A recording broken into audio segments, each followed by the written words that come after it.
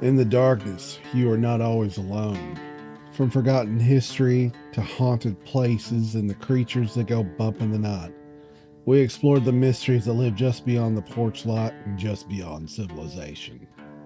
I'm Richard, and with me is my co host Craig, and this is the Supernatural Roundtable.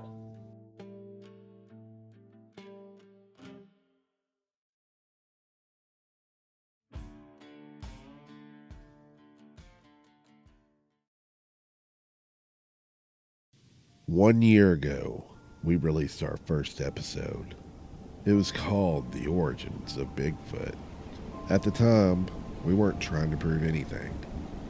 We weren't chasing headlines or hype or internet clout. We were asking questions out of curiosity. Why do stories of large, human like beings appear in cultures all over the world? Long before the name Bigfoot, long before television and the internet, people were describing the same thing. Tall, broad, covered in hair, seen in remote places far from civilization. Those stories show up in indigenous traditions, in early explorer journals, and in oral histories passed down for generations. So tonight, on our 1 year anniversary, we're going back to where this started. Not because we've run out of topics, but because the foundation matters. You don't understand the origins of a story, you can't understand why it's still being told. So pull up a chair. This is the Supernatural Roundtable. And tonight, we're revisiting the origins of Sasquatch.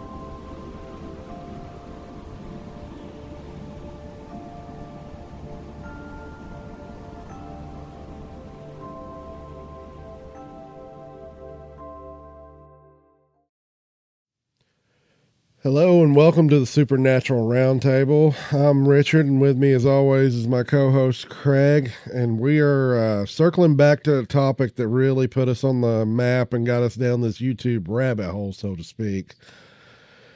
Our first video was titled "The Origins of Bigfoot," and we thought today we would revisit that with "The Origins of Sasquatch," as I'm calling it, as we take a look at cryptids around the world, your earliest sightings, events that happen that can't be explained. And this is coming from all over the world, not just in our area, because we're always used to Bigfoot. We've heard of Sasquatch. We've heard of the Yeti. A lot of us have heard of the Yowie.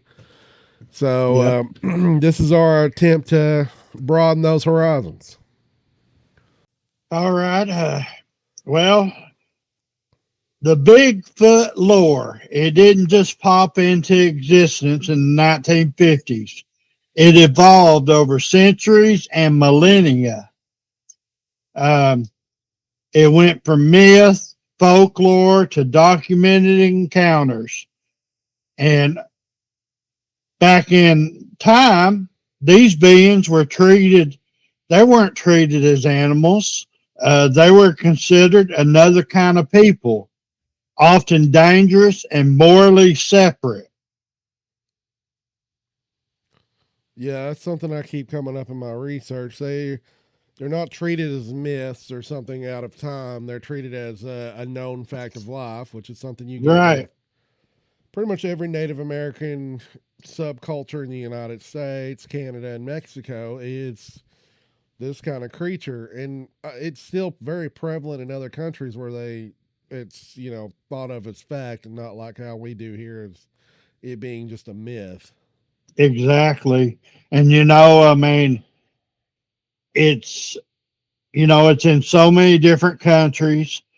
Um, and the stretches of time that goes back to, I mean, we're talking, plumb back to 200 BC, you know.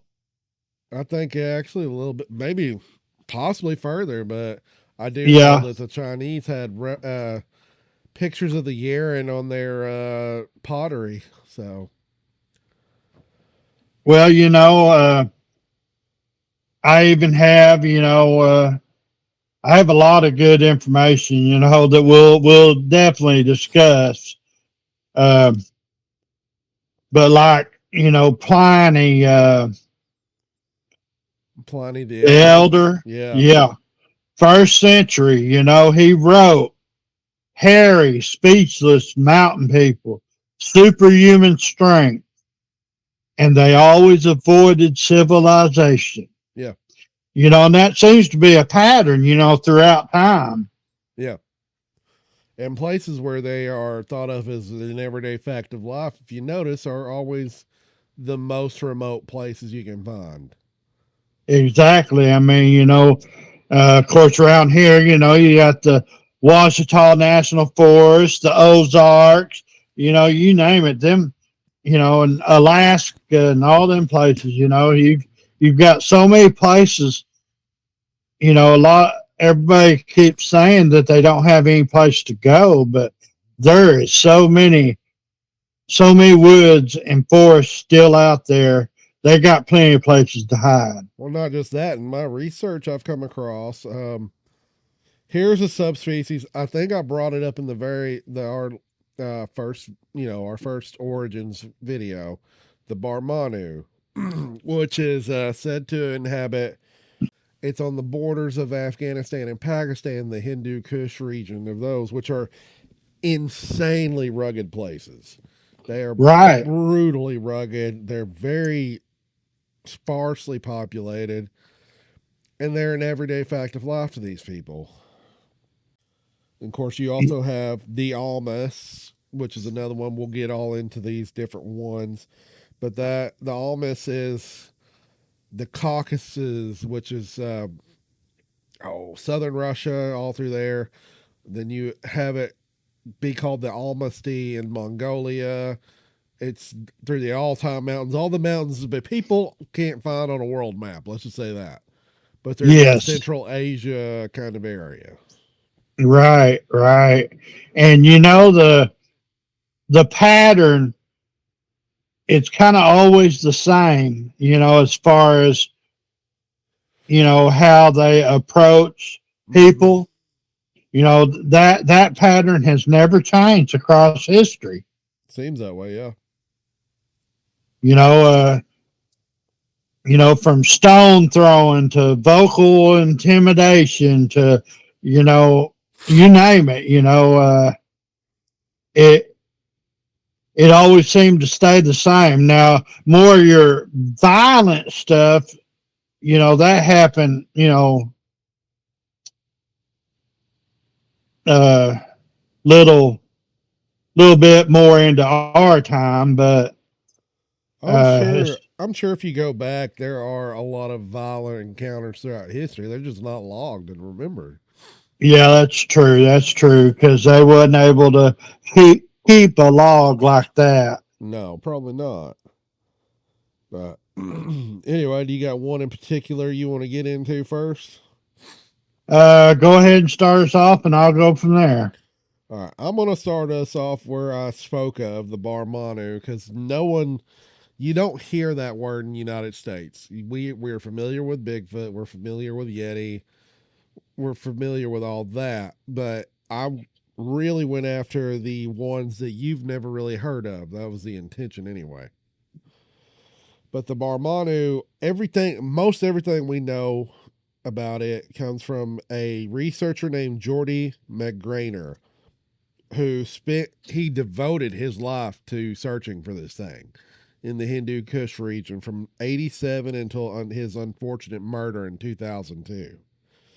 He was a Spanish and French zoologist, so he had an actual background in zoology. He wasn't just chasing rumor, he really believed this was a thing. He had witness protocol where he would require the witness to repeat their accounts 3 or 4 times for consistency before administering a 63 question anatomical survey. Only then were they shown a kit of images, including a great ape's fossil reconstructions and a model of a living Neanderthal. Anatomy and behavior from he documented from 29 different witnesses, mostly nomadic shepherds, describing a creature 1.65 to 1.70 meters tall, which I think is about our height. They're not as big as your normal Right. Sasquatch variety. Exceptional hairless face, palms and soles. The face is human like dentition. So it is, think of it like a hairy version of us. That's how it was attributed to us. In 94, he actually had, I've been looking for this recording, but he and another doctor heard guttural sounds in the Shishiku Valley. They concluded that it could only be produced by the primitive primate larynx. So he also purportedly collected feces samples of 3 different species or so, he said. So that's the Barmanu. That's just one. And it was actually taken very seriously by this guy who was a zoologist. This wasn't just some crazy person out in the woods. Right. Yeah, you don't find too many of them. They'll go back and do stuff like that. Not anymore. Well, I mean, a lot of places recognize that these things exist, and like China had it. I don't know if they still do, but at the time they had their own scientific research division dedicated to the Yeren. That's right. That's right. Yeah, we're the only one. Seem to be the only government's like, no, it doesn't exist. We never heard of it. You're just crazy. You know what I mean? Yep. Yep. So, And I've got one of the earliest verified sieges. And they're saying it was pre-contact. We're talking about possibly before Christ. A little bit after maybe. pre-contact, that probably would be before the colonies were established. I would think. Right. Well, it says here, there were indigenous North American lodges, and there was multiple tribes across the Pacific Northwest, and Great Lakes, and Northeast, uh, independently preserved detailed oral histories of the hairy giants besieging these lodges. And these are not myth fragments, these are procedural warnings passed down as survival knowledge. So I felt that was kind of interesting as you go into a lot of their siege. It's a lot like what we've read from Mm-hmm. Hanobia to Ape Canyon, and the Lockett Ranch. It's always the same stuff, vocalization, tree knock, footsteps circling the camps, and rocks thrown on the roof, screams, and shadows in the light, and I felt that was real interesting and a good thing to really think about, because over the years it never really has changed. Yeah, it's still the same. That's for sure. Um, it's just interesting they'd pass down that knowledge, which I guess it would make sense, like how to protect yourself and stay alive in that kind of environment. You know what I mean? Yeah, and to go that far back with it, I'm assuming it was probably hieroglyphics or pictographs on a Totem on a poles, cave wall or totem maybe. pole or Yeah. Well, I something. mean, what is it? The big man. I'm wanting to say it's a pictograph in, I can't remember where it is off the top of my head, but I believe it's in Southern California. We talked about the very first episode we had. I remember, but I can't think of it. Yeah, because I went to a wider branch, like trying to get more unknown cryptids this time around. But that thing is over 1,400 years old and depicts what looks to be a Sasquatch up on a wall. Right, right. And it's creepy looking too. I'll I probably know it. throw in some pictures too. But it's a spooky visual, and like Native American tribes had legends. Like to some, they were the friendly forest giants, and to others, they were cannibal giants or something along those. So I have theories that might be describing something else too. Yeah, and I mean, they had different ones in certain regions that were, some were more violent. I think the ones in what was it, California and up in that way that were a little more violent back then. I think maybe so. Um, and the Pacific, more or less the Pacific Northwest and Great Lakes region, probably going up on up into Alaska and all Well, that. yeah, the Inuit have their own version, and you have multiple tribes around Alaska, the Tlingit and all them that speak of these things, but they don't have a good reputation with them. No, They are to be avoided and stayed away from at all costs. So there's that. I mean, it's kind of wild to think of. yeah, it really is. You know how it's been throughout the years, and hopefully soon someone will come up with some more legitimate footage. I think there is some out there that people just don't want to. Because, I mean, Yeah, you bring it out and people are going to be like, oh, that's fake or whatever, or they don't want the notoriety exactly. because they will get swarmed.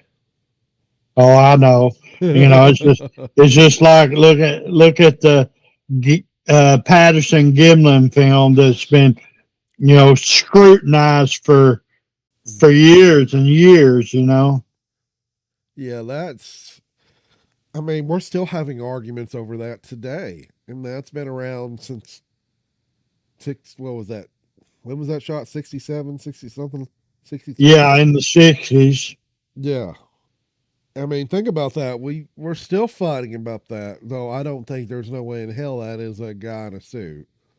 But There also, ain't no way. And the suit that they were showing that the guy was supposed to have wore looked nothing nothing like like it. what was walking across there. Yeah, exactly. And apparently there was another Sasquatch on top of the hill and two baby ones nearby as well. So, Yeah, there's supposed to be footage of that somewhere. If you look real closely, you can see them in the background. yeah, I don't know. I've never seen that, but anyway, I'm gonna move on to another one. I talked about the Almas or the Almasti is characterized by a local population of wild humanoids. This is Russia into the steppes, Mongolia, and all that. Apparently, there were even historical captures of them, like one of the Soviet, Mikhail Topilsky, I think I'm saying that right, had a skirmish with guerrillas in Tajikistan, and while there, they killed one of these creatures. The physician described the male specimen as tall, covered in dense hair except for its face, palms, soles, knees, and buttocks indicated it sat like a human. It had a slanting forehead, powerful brow ridges, and a massive lower jaw, and feet wider than a human's. And of course, there's also that famous girl that they talk about, which I've kind of discounted. I can't think of her name at the moment, but she was captured from the wild. They said she was apparently an Almasti, but I think it turned out she was actually a human. So, but so the I remember seeing reports that Genghis Khan, or at least the Mongols knew of the Almasti. Virtually everyone out there did, and there's been rumors that the Almas or Almasti caused the issues of Dyatlov Pass, quite possibly, but we don't know that for certain.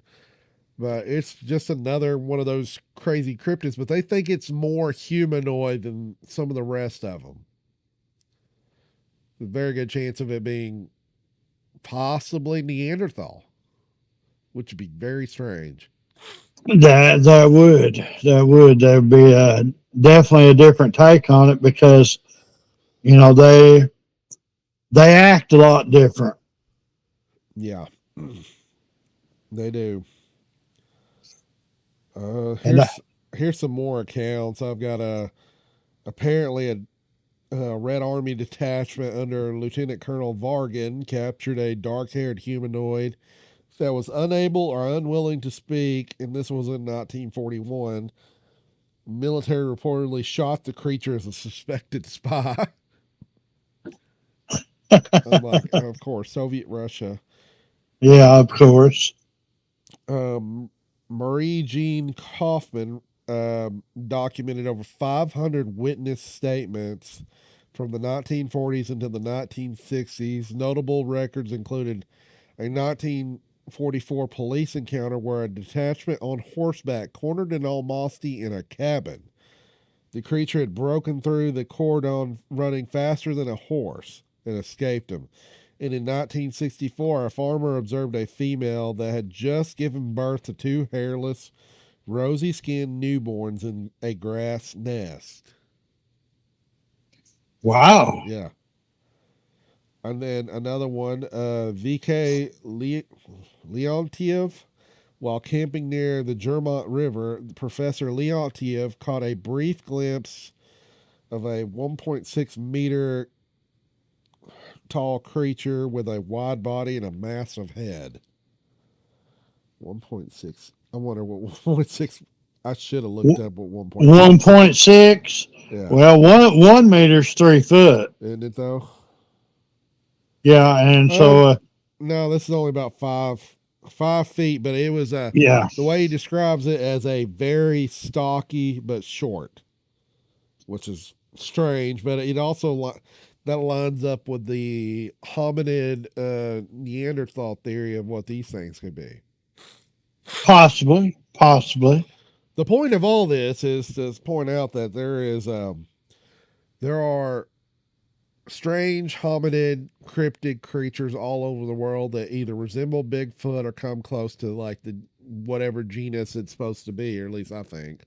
Yeah, there seems to be different. I don't know if you call it different tribes of them. It depends on how you want to word it. Families, tribes, whatever. But in the end, they're all about the same as far as the way that they act. It seems to be, yeah. So, I mean, there's all kinds of stuff. I really got interested in the Middle East because we've all heard about the Yeti and all that. Right, right. What people don't expect is the Middle East, and I was kind of curious. And I even posed a question to two different AI, and I'm like, could something live out there, in the desert, a large creature? And the way it put it, like the ears, it said if the ears were bare or something along those lines, which a lot of the reports state that they will have bare ears out in the desert. They'll act as solar reflectors or not. They'll release heat through their ears, their open palms, and all that, and they can survive off succulents and such. Because there's Hmm. reports in Iraq, Iran. Of course, we also have Afghanistan, of course. Well, I can remember reading. I think it was back during Desert Storm, and there was something that happened over there with some soldiers that encountered an kind of a hairy creature. Mm-hmm. You know, what I remember, the soldiers really wasn't allowed to talk about it. Yeah, that's been another notable thing in a lot of this. Like, you ever heard of the Afghanistan giant? Which I don't think that was a Bigfoot. They're describing the classical red-haired giant in that one, but they're not allowed to speak of that either. Right. And then, of course, everyone's heard of the Yeti. Some of the more historical events. Tumpazi, 1925, he observed a human-like figure pulling bushes at 15,000 feet elevation and found 6 to 7 inch long footprints. Edmund Hillary, who was famously the one that scaled Mount Everest first, Right. um, he actually went looking for the creature at one point in time. And then Don Williams, who was a mountaineer, observed an ape-like creature in 1970 through binoculars for 20 minutes as it searched for food near his camp. But everyone's heard of Yeti, so. Then we got the Yeren, which is China's wild man. Not as many people have heard of this, but in 1977, the Chinese launched their own state-sponsored investigation into the Yeren. Physical profile descriptions depict a creature 6 to 10 feet tall, strong muscular physique, prominent brow ridge, long arms. So that was a legit expedition they sent out, looking for this thing. Right. Yeah. I mean, there's we could go on and on about it forever. Seems like if you're going back in biblical times, from up to our century, it's well documented, and it makes you wonder why people do not believe if it's been recorded throughout history. Well, we've gotten so domesticated in how we believe and how we act nowadays. Well, I think a lot of that type of history was forgotten. Forgotten history. Yeah, I believe it was. I mean, here it is, documented on cave walls. It's, on totem poles, native cultures, you name it. And yet, that's like it's been forgotten. It kind of reminds me of that 1800s scientific ethos. If there's not a dead body in front of you, it's not real. Yeah, Like true. where they had every animal they could possibly have stuffed and killed, which I think that's what it's going to take. It's eventually going to happen somewhere. Yeah, unfortunately, I know what you're saying. Yeah. The Middle East really caught my eye because it's so interesting and unique topography.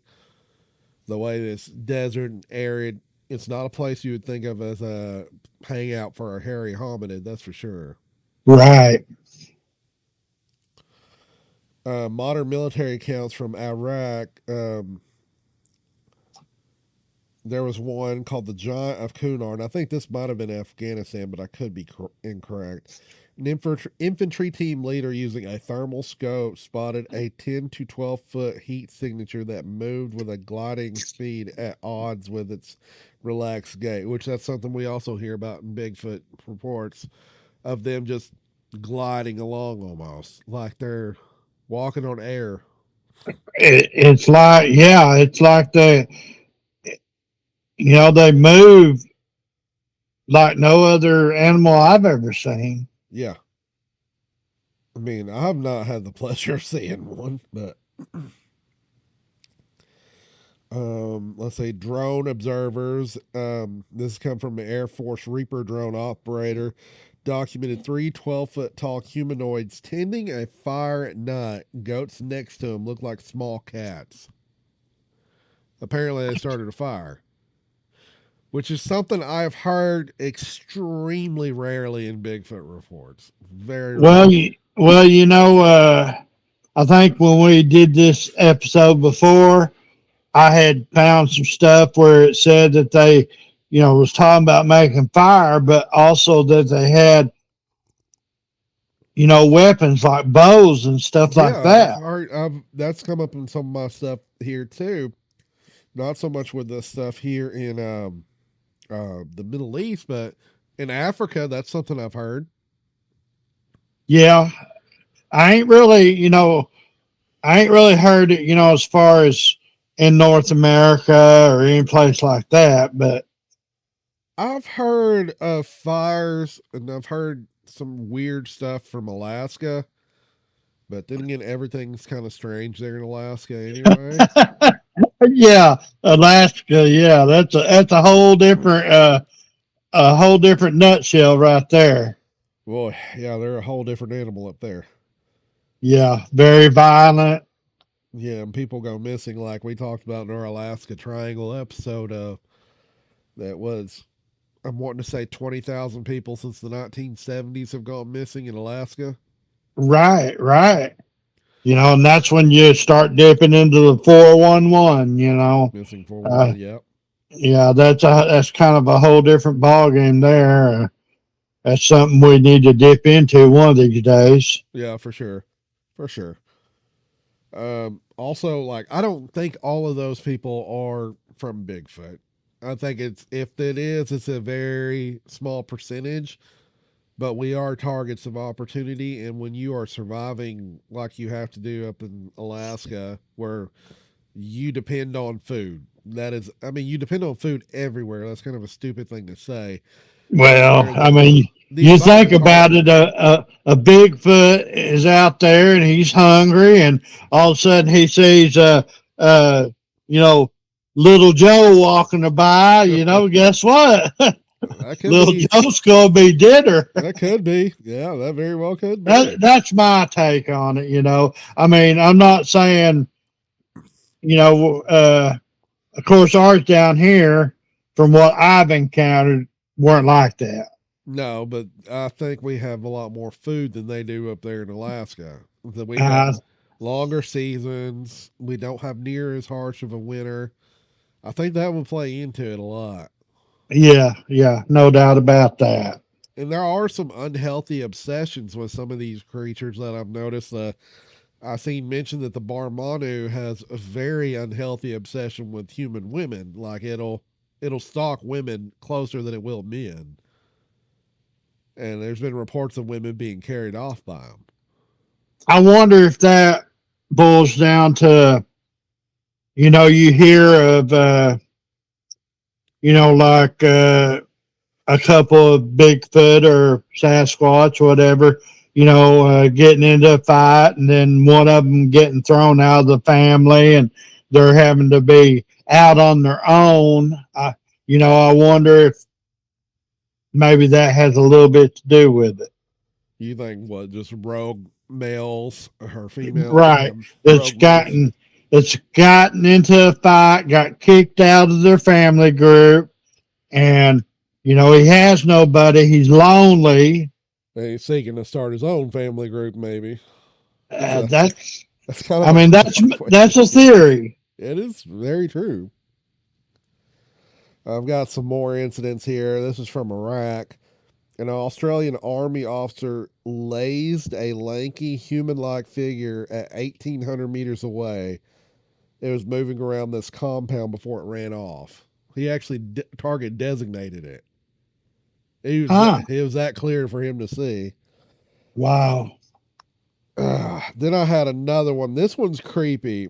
A U.S. Army sentry with a German Shepherd was apparently near some ancient ruins, and he kept hearing sounds. And in the darkness, he managed to see about a 2 meter tall, which that's pretty big, figure standing there in the darkness. And he fired warning shots. Nothing happened. Right. He told the person or whatever it was to reveal themselves. Nothing happened. Then he let the German Shepherd off the leash. And the German Shepherd apparently yelped and came back and had a long cut down its side. And Hey, that's that's something kind of rare. well, I mean, my encounter, where Belle, one of my dogs, got hurt. Yep. Got her skin ripped down her front leg. That's crazy, thinking about I that. know. And then Yeah, another story that kind of, confirms it. yeah, yeah, definitely. And here's one that I think is very interesting. It's called the Ramadi fence jumper. Apparently, it took place in the city of Ramadi, which is in Iraq. A unit training a spotlight were on a spotlight, and they were also searching for IEDs. They stopped along the road only for this figure to be crouching in the darkness, and they saw it. When it saw them, it jumped the fence and then squatted down on the other side of the fence and was doing this number while watching them before it took off into the darkness. Would never come back, which is Hmm. just, that's kind of creepy. Yeah, but it fits the pattern. You see all kinds of videos where they're behind trees and they're peeking out. Yeah, I remember hearing stories on podcasts, like the first Green Berets into Afghanistan were talking to the elders, and the elders were somehow the subject of Bigfoot or Sasquatch got brought up, and the elders were like, "Yeah, we got them. They're a pest. We considered them a pest." And the Green Berets were just completely blown away by the whole subject because they're acknowledging it. Yeah, and I'm pretty sure that they warned the Green Berets of them. Probably. Because they knew how they was. Yeah. So anyway, the story of these guys, it goes back a long, long way. And then I've got more here. This is more from Iran. Iran is a country we don't ever hear about unless it's in the news for, you know, Military, yeah. war. They apparently have one called the Ghoul Baboni. I'm probably butchering the heck out of that. But roughly in English, it translates to Ghoul of the Wilderness. Known for throwing large rocks at human beings, a 1960s account described a hairy creature wearing animal hides killing a human male. So there's you another violent report. Well, that's one I've never heard of. Wow. Well, it's from Iran. We're not going to get much information Yeah, because that's all I that's could get on it. It's just kind of a hearsay thing. right.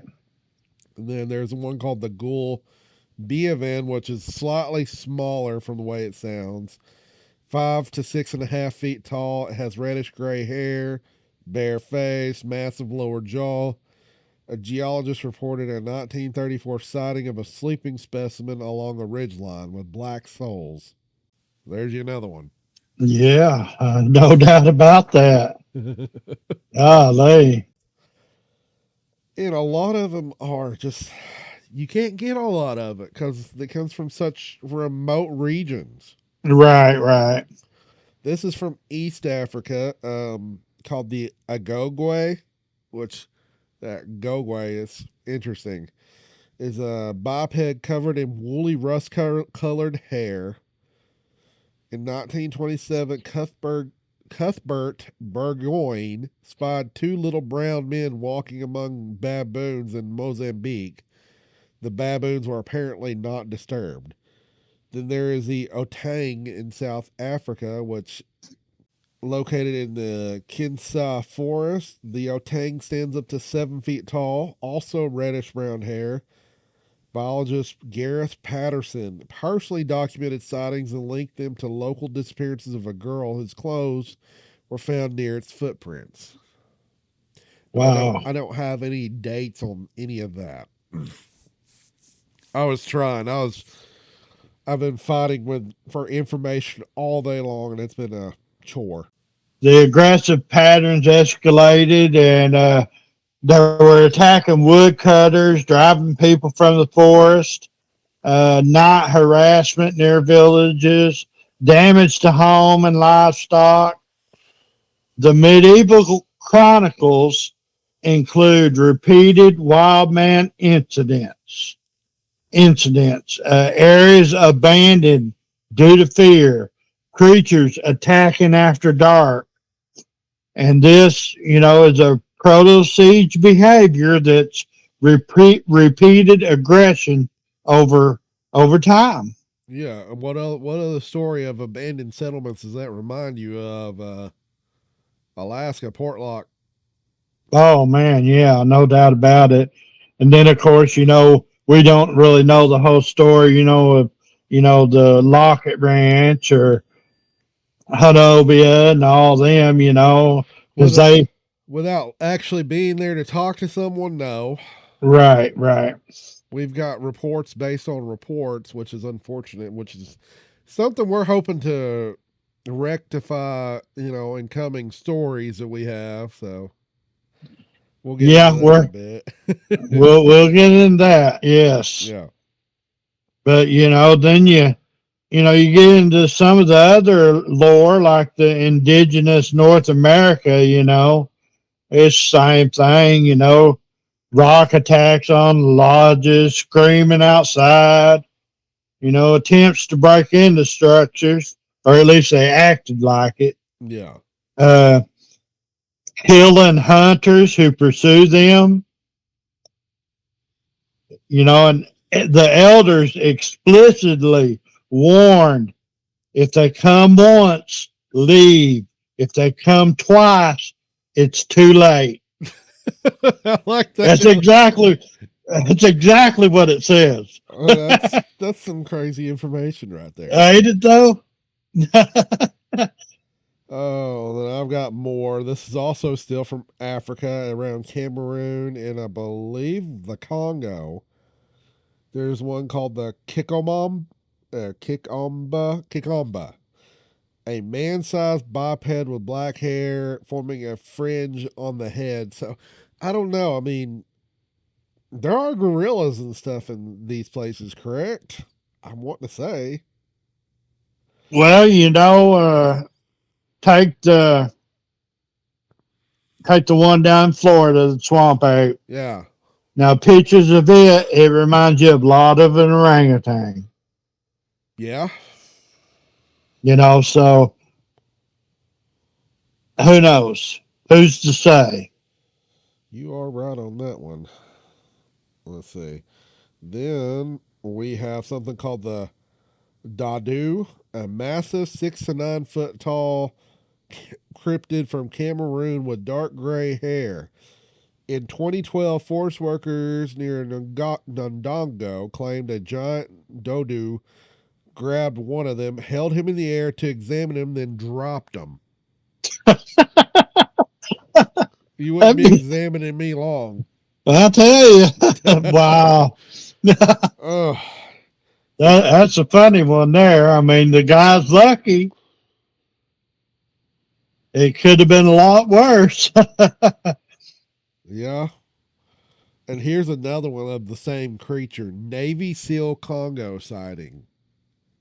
Navy SEAL. U.S. Navy SEAL unit on a mission in the DRC, Democratic Republic of Congo, I believe. Wow. Reported observing 13 5 foot tall bipedal gray creatures as they were killing an animal. Huh. Wow.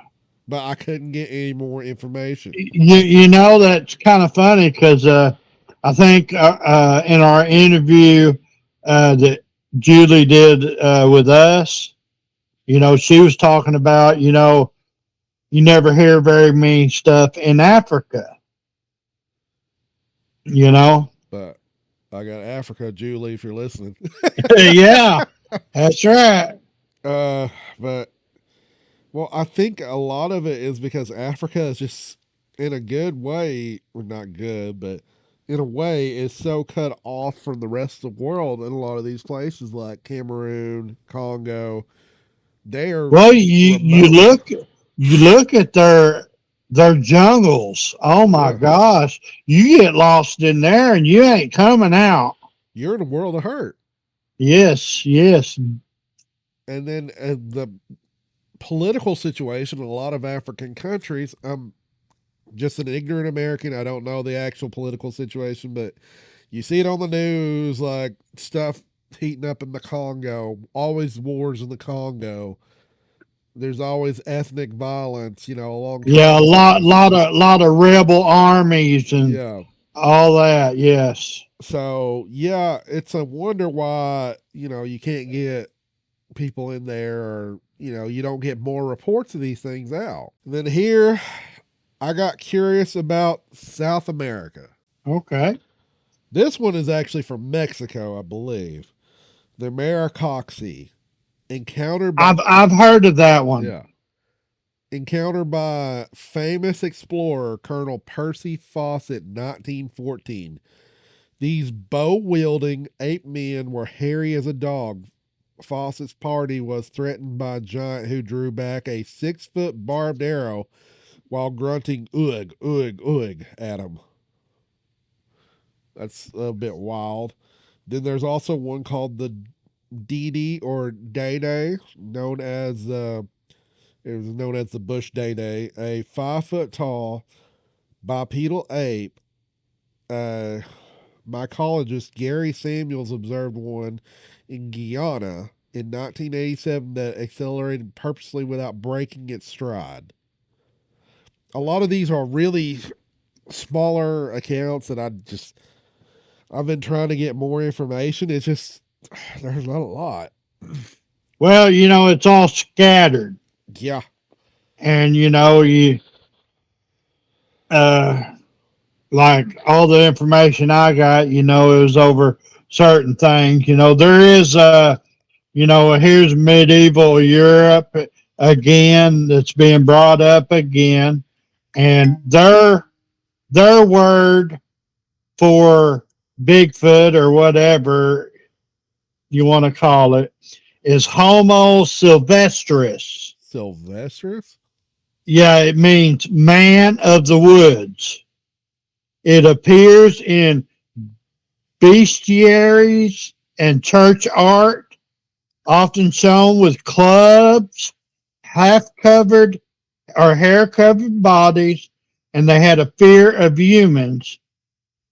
And these are, they're strikingly consistent, with later Bigfoot descriptions, especially their behavior.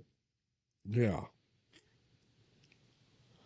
Then you start getting into, the colonial accounts, as Europeans entered North America, they began encountering native reports firsthand. The key patterns were, the settlers that had come in, they would dismiss the stories at first, but then they'd privately write about it, about tracks and screams and encounters. They didn't want to be called crazy in front of their friends and Right. family. And then you had, notable mentions here, let me see if I can say this right. Jesuit missionaries document. Did I do it? Jesuit. It's Jesuit. Oh, Jesuit. Okay. Jesuit missionaries documented large wild men in the Canadian forest. Earlier frontiers spoke of them and recorded giant footprints, nighttime harassment, rock throwing.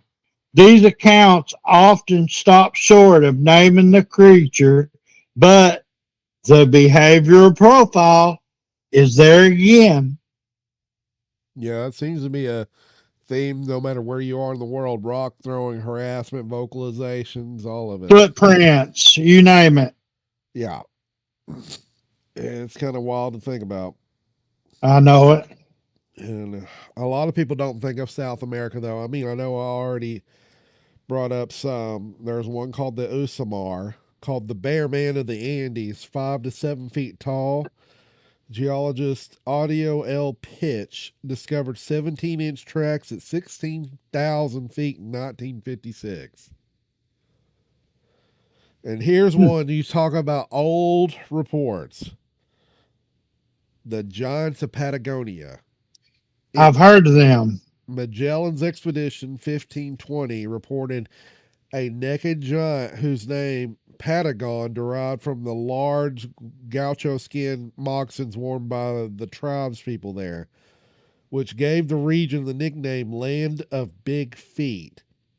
Sir Francis Drake in 1578 reported giants up to 7.5 feet tall. Yeah, Land of Big Feet.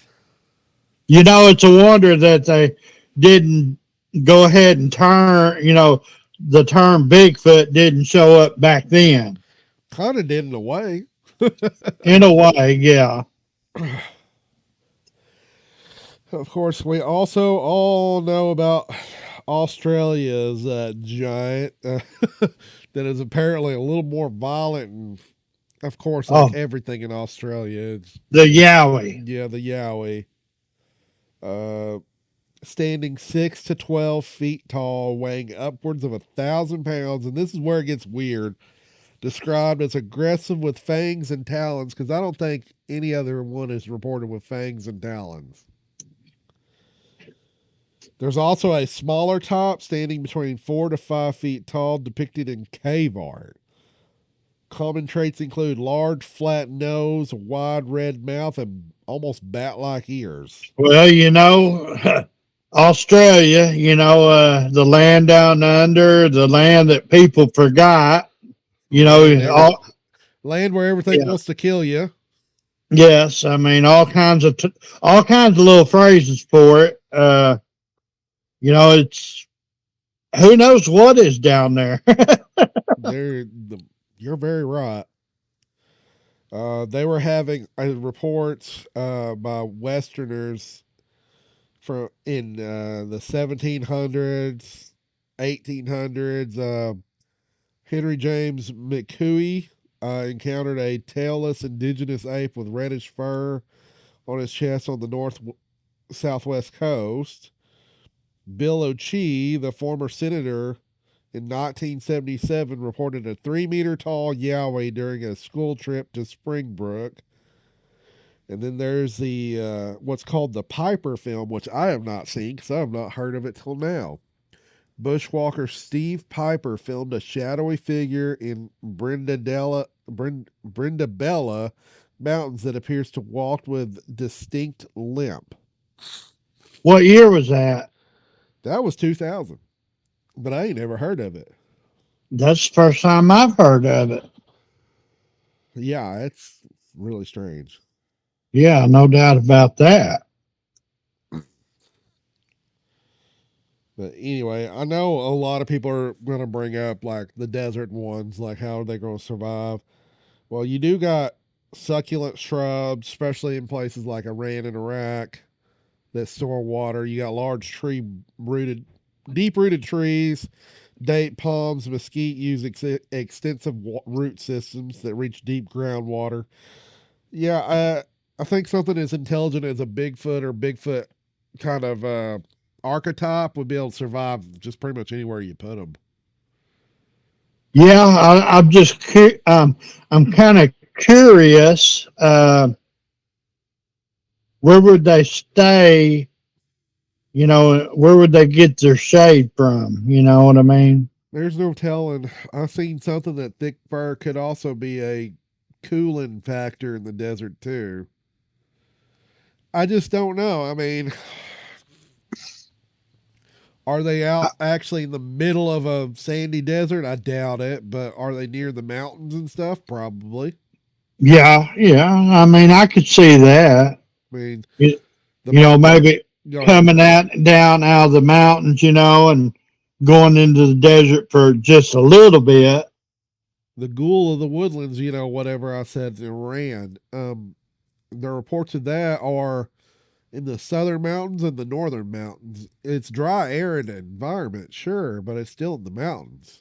Right. So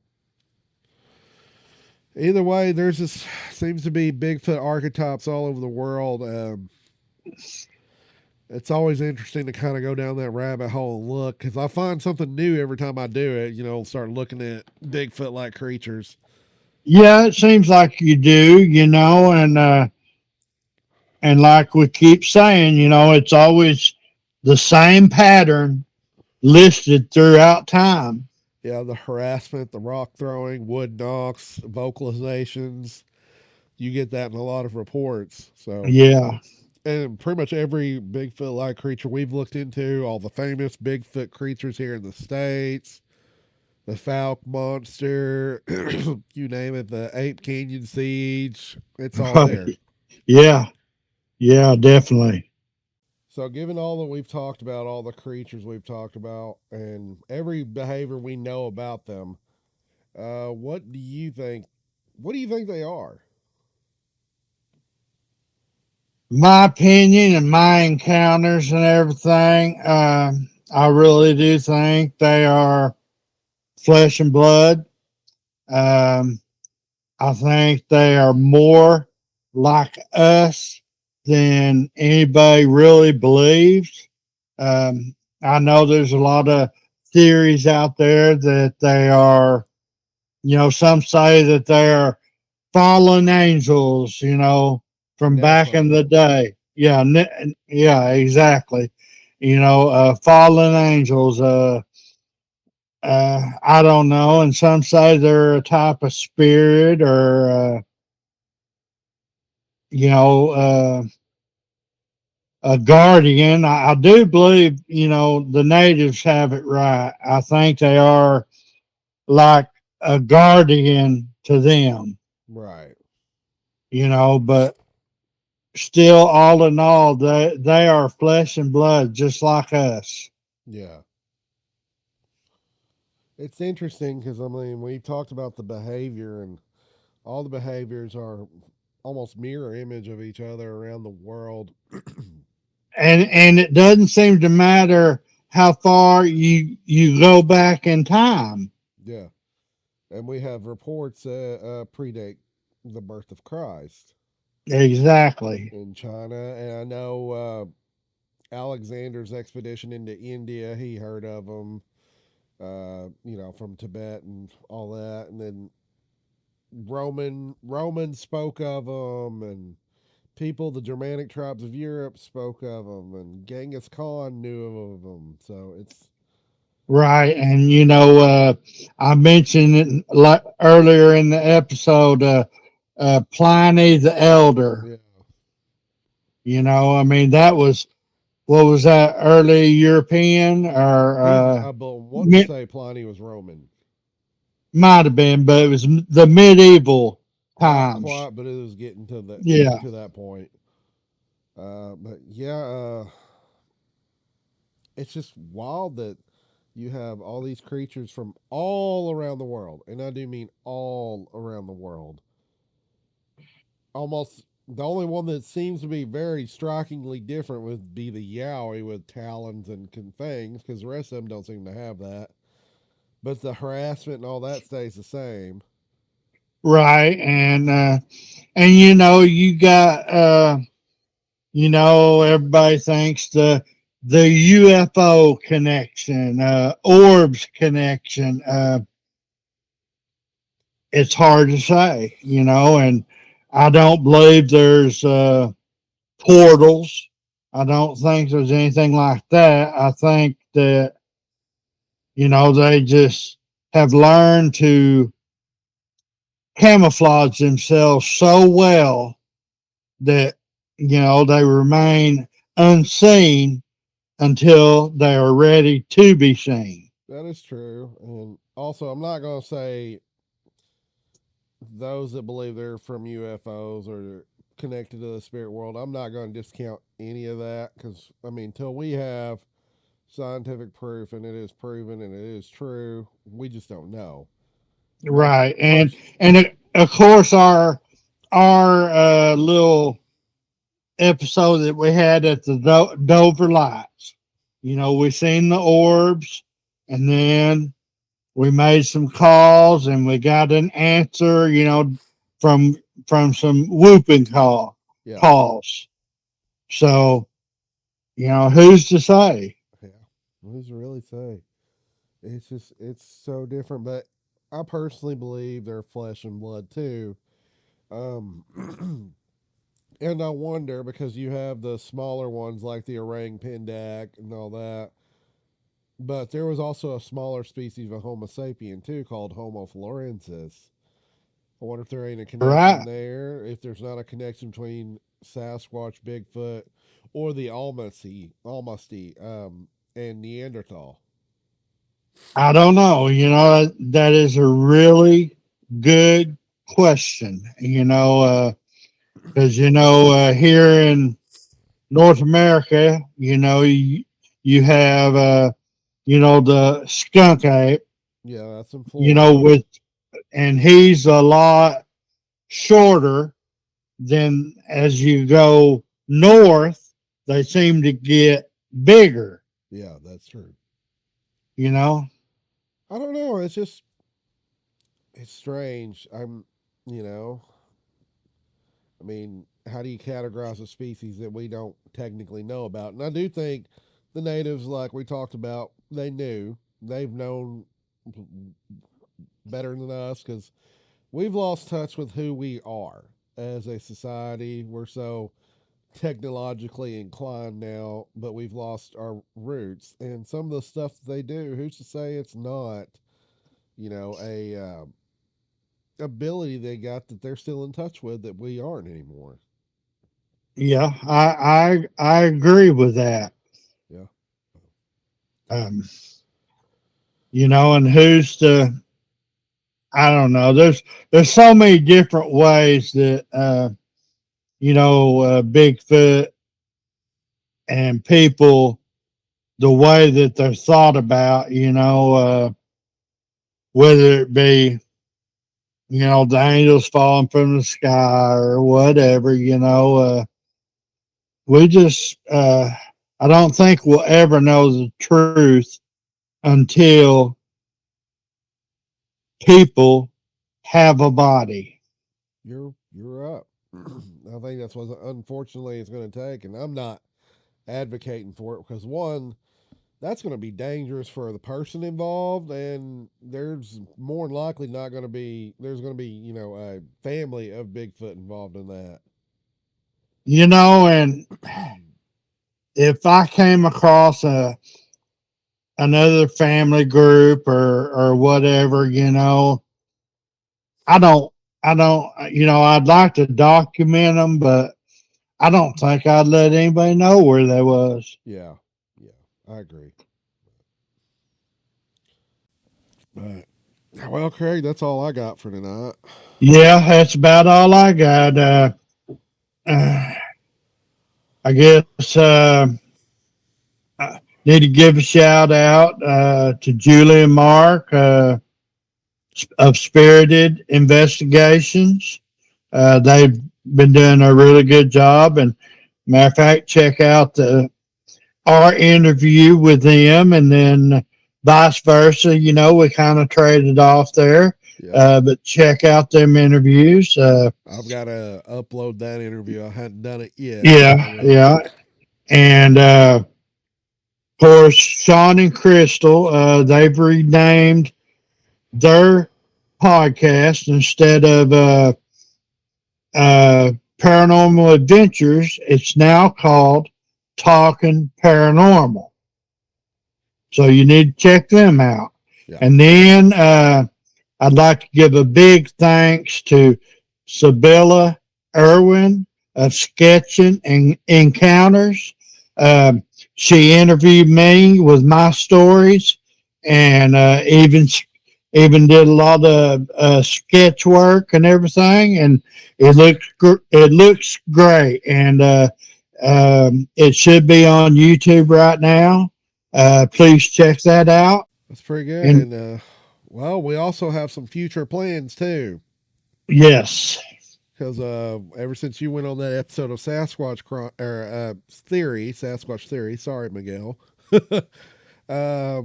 You got an email from a local friend of, or former friend of yours that you went to school with about activity. yeah, and it's real close to here, and we're hoping to go out this next week, right? Yeah, we were planning on it.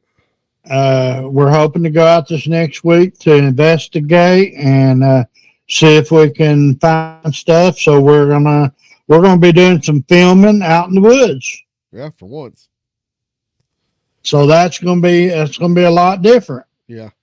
And we're trying to get more stories from more people. So we're hoping to interview them, get them on camera with their story, and get, hopefully find some sign and document that.